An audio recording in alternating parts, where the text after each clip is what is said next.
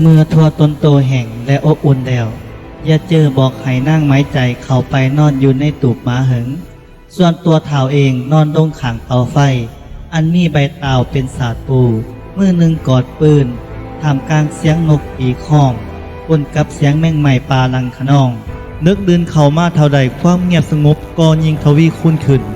นั่งไม้ใจนอนบ่หลับพลิกขิ้งไปมาคือจังบ่คอยหมั่นใจกับสิ่งแวดล้อมระยะผ่านมานางเองเคยห่วมทางกับเพศชาย2 ต่อ 2แต่บ่เคยพบสภาพทางขึ้นแบบนี้จักเทื่อไผได้นอจะเสือสิ่งที่มีชีวิตมีวิญญาณโดยเฉพาะแมนมนุษย์แท้ๆหากบ่แมนดินทีซีมั่ง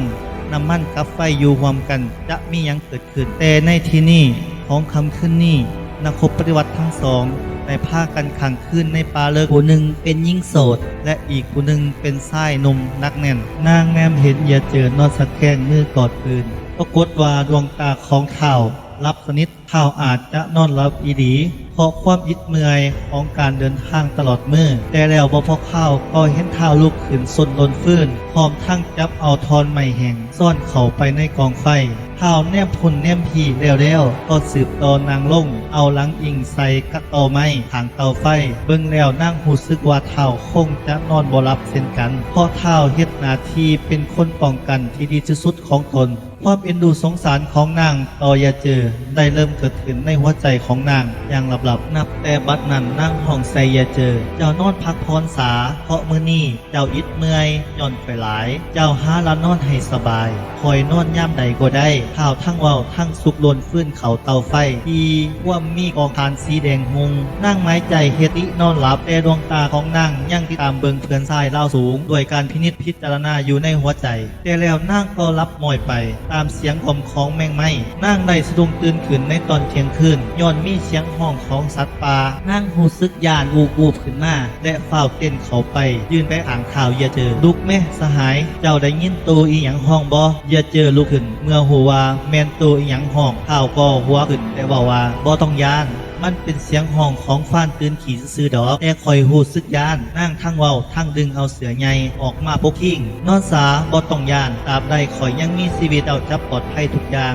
อย่าเจอทั้งเว้าทั้งสากลูกปืนเขาลำกองพร้อมยางไปเจ้าเบิงทัวบริเวณอ้อมแอมไม้ใจกลับขึ้นเขาบอนนอนเดิมแต่เทื่อนี้นางบ่หลับง่ายๆเพราะยังทรงสายตาบัดลี่แอบติดตามเบิงอย่าเจอโอ้การปฏิวัติมาสร้างอบรมบ่งสอนคนให้ดีปานนั้นนางไม้ใจเริ่มมีความเหลื่อมใสในตัวนักรบคนนี้นางรู้สึกว่าคนผู้นี้สร้างสูงทรงหน้านับถือแท้ซึ่งในยามธรรมดาคนทั่วไปมักถือว่าคนชนเผ่าส่วนน้อยขาดการศึกษาเป็นคนตีนใหญ่ถ่ายเป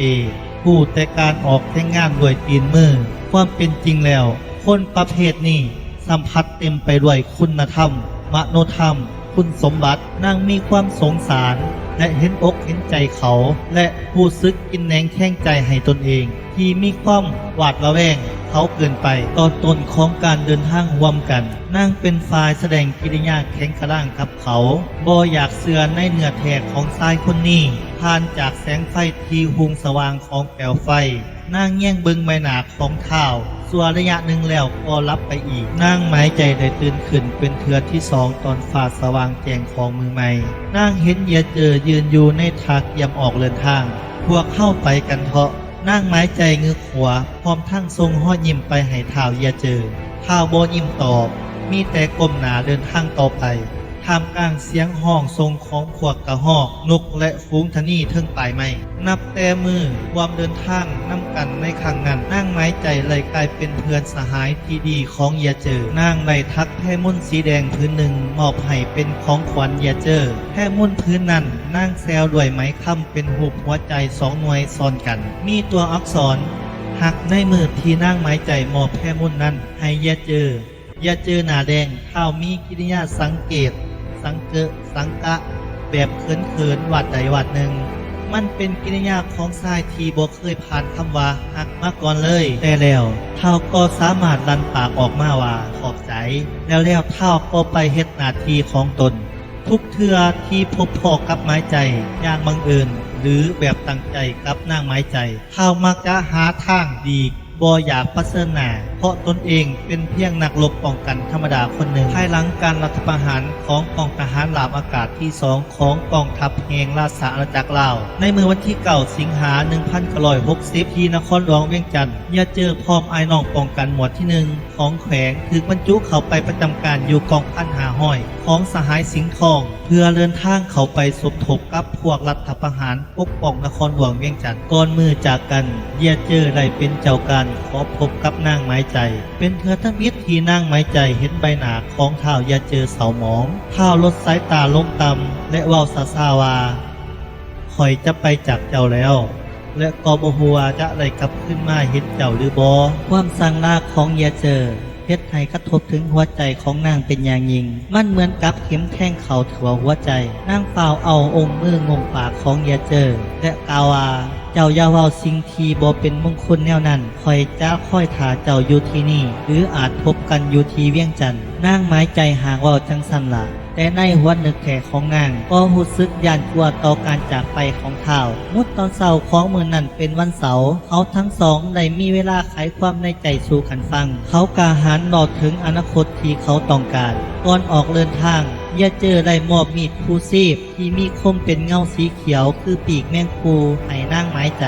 ขอให้เจ้าเก็บเมียนมีดดวงนี้ไว้ป้องกันตัวมีดดวงนี้จะเป็นผู้ตั้งหน้าคอยเพื่อความปลอดภัยของเจ้าวินาทีแห่งความอาลัยอาวันลังกล่าวเป็นทำอิฐที่เป่าตาของนางไม้ใจมีน้ำใสๆไหลออกมาอาบแก้มอย่าเจอจกเอาแพร่มนออกมาเช็ดน้ำตาให้นางอย่างแผ่วเบานางรู้สึกละอายใจที่ตนเองเฮ็ดให้อย่าเจอเห็นความอ่อนแอของตนความจริงแล้วนางบอกควรให้ท้าวเห็นน้ำตาของตนเองก่อนท้าวจะออกเดินทางไปปฏิบัติหน้าที่อย่าเจอจากไปได้2 เดือนปลายเดือนที่3นางได้ยินข่าวมาจากแนวหนาว่าสหายอย่าเจอลูกผู้ประเสริฐของชนเผ่ามงได้ถือเสียสละชีวิตในบรรพบป้องกันนครหลวงเวียงจันทน์ก่อนจะขาดใจท้าวไล่สั่งความน้ำเพื่อนทางข้างว่าอย่าลืมส่งข่าวให้ไม้ใจอย่าเจอขอพบกับไม้ใจในศาสตร์หน้าอย่าเจอเสียสละในวันที่13 ธันวาคมปี 1960 ที่ศาลากกตาลนครหลวงเวียงจันทน์